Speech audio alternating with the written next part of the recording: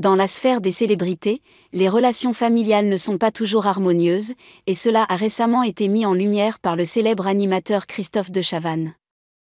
Dans son livre intitulé « Sans transition », publié le 24 janvier aux éditions Flammarion, il révèle être en froid depuis plus de 10 ans avec son fils Paul-Henri de Chavannes. Une situation qu'il exprime avec regret: « Nous nous sommes éloignés l'un de l'autre depuis une décennie maintenant. Plus aucun échange. Ses sœurs également.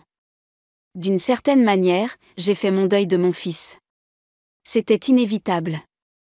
Sinon, je m'effondre.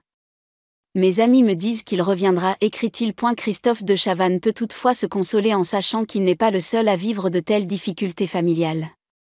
La légende du cinéma français Alain Delon a lui aussi entretenu pendant longtemps des relations tumultueuses avec ses deux fils, Anthony Delon et Alain Fabien Delon. Cependant, après avoir été victime d'un AVC en 2019, le Guépard et ses fils ont mis de côté leur querelle pour renouer des liens de paix. En revanche, une autre légende du cinéma, Brigitte Bardot, n'a jamais réussi à renouer avec son fils Jacques-Nicolas Charrier. N'ayant pas développé un instinct maternel prononcé, la star des années 60 n'a pas été une mère exemplaire, ce que son fils lui a bien rendu. Aujourd'hui, leurs relations sont pratiquement inexistantes. Un autre exemple de relation tendue entre parents et enfants est celui du roi Charles III et du prince Harry.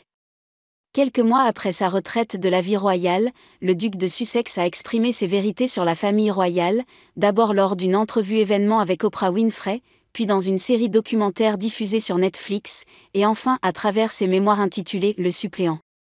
Le roi Charles III a eu du mal à accepter ces actes, refusant de parler à son fils pendant plusieurs mois, du moins selon les informations qui ont filtré auprès du grand public, sachant que la famille royale excelle dans la discrétion.